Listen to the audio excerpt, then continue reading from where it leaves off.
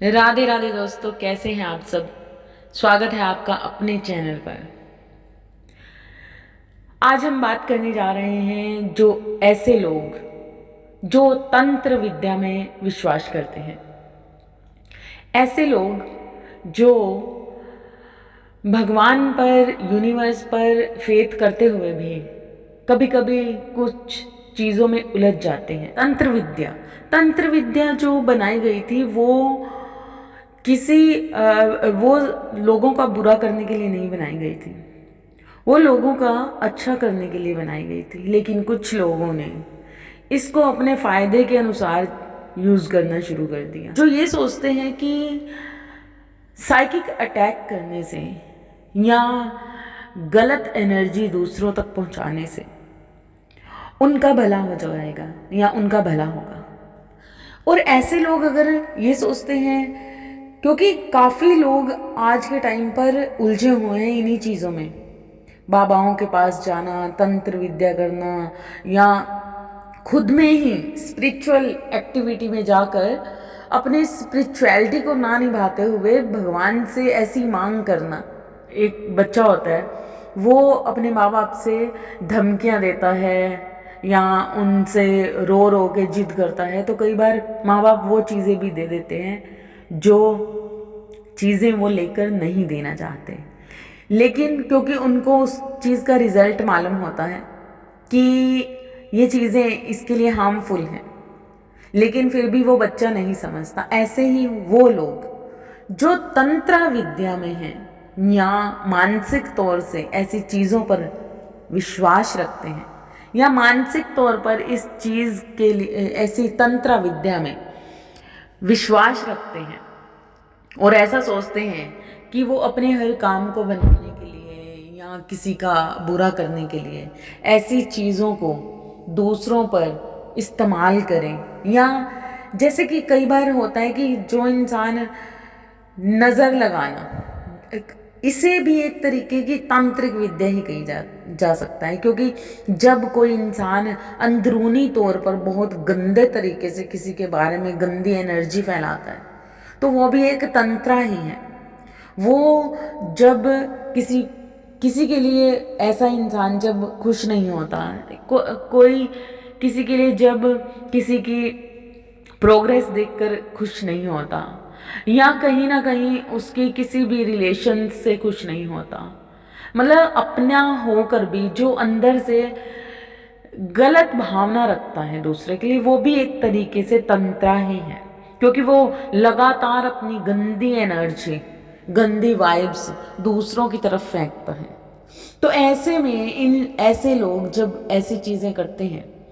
तो होता क्या है, वो कुछ टाइम पर काम करती हैं। ऐसे लोग ये भूल जाते हैं कि एक वक्त ऐसा आता है लाइफ में जब ये चीज़ें, एक लिमिट है, इन चीज़ों की एक लिमिट होती है, एक टाइम पीरियड होता है जब जब ये चीज़ें उजागर की जाती हैं, तो एक टाइम पीरियड के अकॉर्डिंग ही उजागर होती हैं, क्योंकि देव जो परमेश्वर है वो सदा है और मिट जाने वाली चीज़ें कुछ वक्त लेकर ही आती हैं। तो जब भी कोई इंसान किसी के प्रति ऐसी भावना रखता है या टूना टोटका करता है या गलत भावनाओं से किसी पर तंत्राज करता है, ये लोग हमेशा इनके ऊपर ही अपनी ये सारी चीज़ें एक टाइम पर काम करने लग जाती हैं। जब भी किसी पर कोई ब्लैक मैजिक करने की सोचता है, जब भी किसी पर छोटे छोटे कोई अटैक्स करता है या छोटी छोटी चीज़ों में, मतलब कुछ साइकिक अटैक करना, किसी पर किसी की चीज़ों से जलन करना, तब ऐसे लोग ये सोचते हैं, क्योंकि उस वक्त पर उनकी मानसिक स्थिति ये होती है कि हम सही हैं इस जगह पर। लेकिन वो ये नहीं जानते कि परमेश्वर ने हर इंसान को, क्योंकि उनकी मन बुद्धि ब्लॉकेज में है, मतलब उन लोगों पर इन चीज़ों का इतना गंदा असर है, क्योंकि उनकी सोसाइटी ही ऐसी होती है, उनकी संगत ही ऐसी होती है, उनका जो ओरा होता है वो काला होता है, इसलिए वो कभी भी वाइट रोशनी की तरफ बढ़ने के लिए सोचना भी चाहे तो शायद वो नहीं बढ़ पाते। ऐसे लोग कितना भी मंदिरों में जाएं, कितना भी अच्छा कर लें, कितनी ही पूजा पाठ कर लें, जब उनका अंदर से मन काला है, ओरा काला है, तो वो कभी भी उस चीज पर, मतलब परमेश्वर की उस रोशनी तक पहुंचने में नाकामयाब ही होते हैं। ऐसे लोग जब इस चीज में जाते हैं तो वो भूल जाते हैं कि ऐसा हमें कभी नहीं करना चाहिए। परमेश्वर की रजा में हमेशा रहना चाहिए और हर किसी की तरफ अच्छे एनर्जी ही भेजना चाहिए, क्योंकि हर इंसान के अंदर परमेश्वर है। कई बार कई लोग किसी के ऊपर साइकिक अटैक्स करते हैं गलत भावना से, किसी को खुश नहीं देख पाते, या किसी भी तरीके का अपने ही रिलेशंस में साइकिक अटैक करना। कई बार होता है कि कई लेडीज ऐसा काम करती हैं, इस चीज को सोचकर जैसे कि वशीकरण करना, या किसी को अपनी बात मनवाने के लिए ऐसी चीजें, मतलब वही वशीकरण करना, तंत्राज करना, टूने टोटके ऐसी चीजों में छोटे छोटे मंत्र जाप करना, छोटी छोटी ऐसी गलत नेगेटिव सोच रखना। जब लोग ऐसा सोचकर ये चीजें करते हैं तब होता क्या है, उस वक्त पर तो वो सिर्फ वही है कि अपनी मुट्ठी में वो पावर लाना चाहते हैं कि जो मैं कहूँ वही चीजें हों, उसी तरीके से हों, जो मुझे खुशी दे उसी तरीके से वो चीजें हों।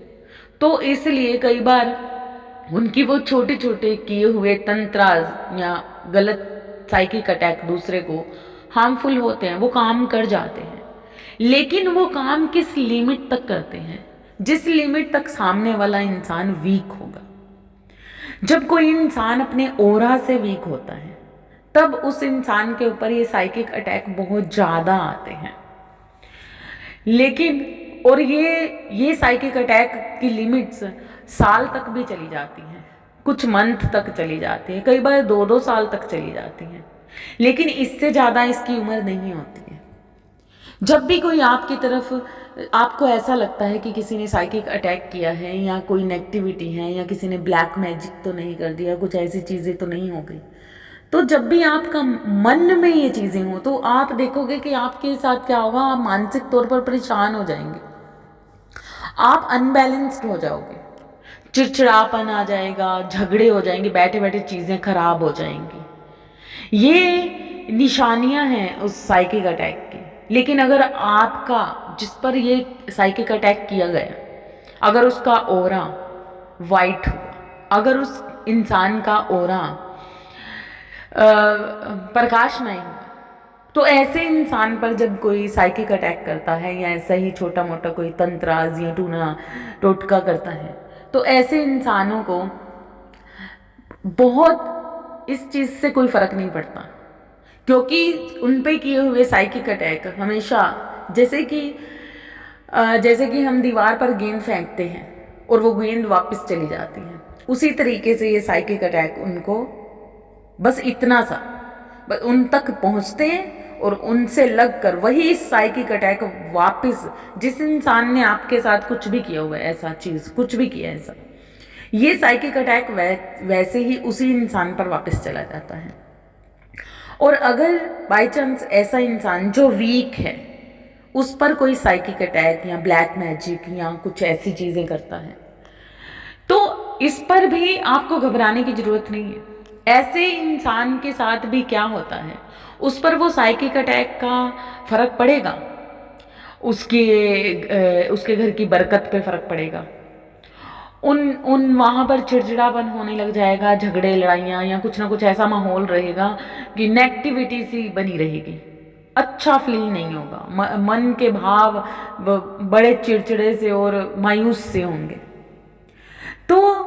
उनके जब ऐसी सिचुएशन बन जाती है तो बंदा बहुत परेशान हो जाता है। लेकिन ऐसे इंसान के साथ भी अगर कोई ऐसा कुछ करता है, तब भी उसके साथ ये जो ब्लैक मैजिक होते हैं या डोने टोटके होते हैं, ये एक लिमिट तक ही काम करते हैं, क्योंकि परमेश्वर ने हर इंसान को कहीं ना कहीं अंदर से जागृत रखा है। कुछ लोग गलत तरीके से उस जागरण का विश्लेषण करते हैं, गलत तरीके से उस जागरण का इस्तेमाल करते हैं। कुछ लोग उस जागरण में परमेश्वर के साथ एक हो जाते हैं। तो इसीलिए हमेशा हर हालात में, चाहे इंसान वीक है, चाहे इंसान प्रॉपर पूरी ऊर्जा से भरा हुआ है,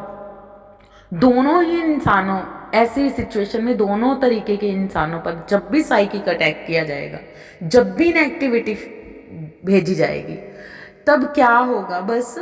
एक की टाइम लिमिट थोड़ी ज़्यादा हो जाएगी और एक की टाइम लिमिट कुछ घंटों तक की हो जाएगी, या 1 घंटे की, आधे घंटे की, आधे पहर की। इस तरीके से वो काम करता है जो प्योर हो चुकी हैं, अपने आत्म मंथन से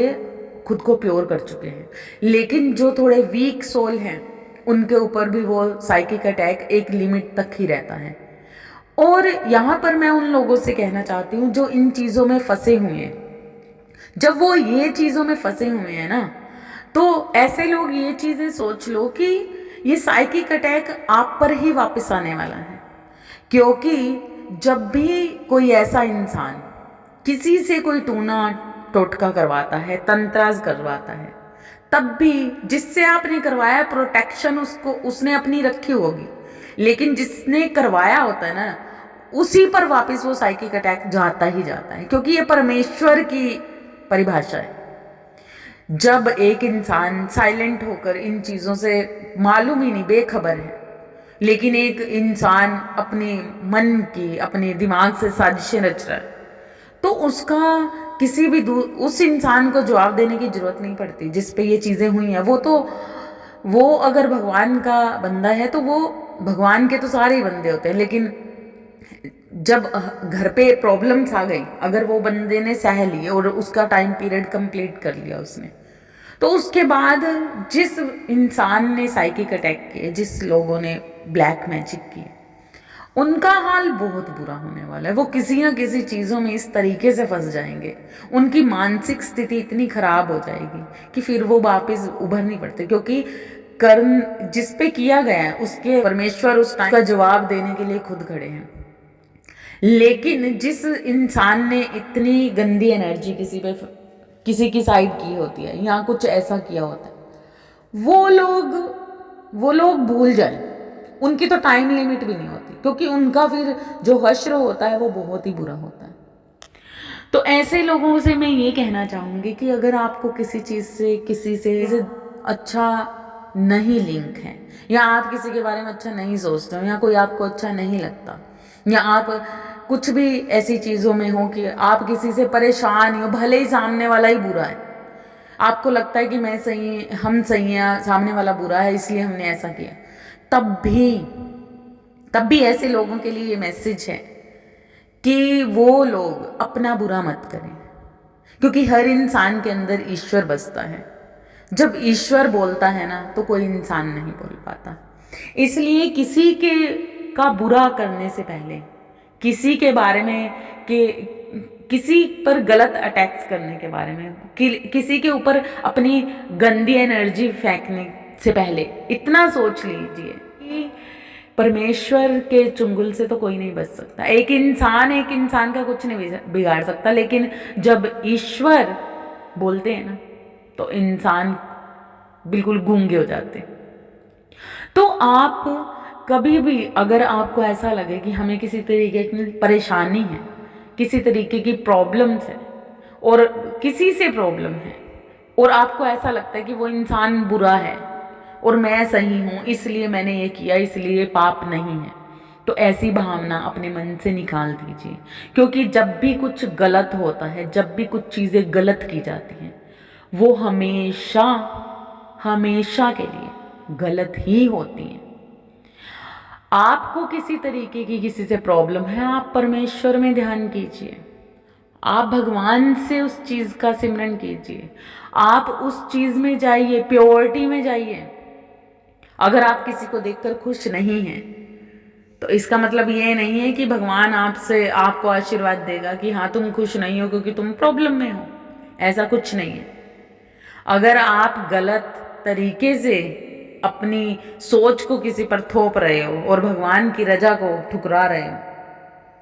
तो ऐसे में आप किसी के लिए कांटे नहीं बो रहे, आप अपनी जिंदगी में अपनी जिंदगी को तबाही में लेके जा रहे हैं, उसमें आप कांटे बो रहे हैं। तो इसलिए जो भी लोग ऐसी भावना रखते हैं, छोटे मोटे तंत्राज में या ऐसी चीज़ों में रखते हैं, तो मैं उनसे रिक्वेस्ट करूंगी कि ऐसे लोग सिर्फ लोगों का,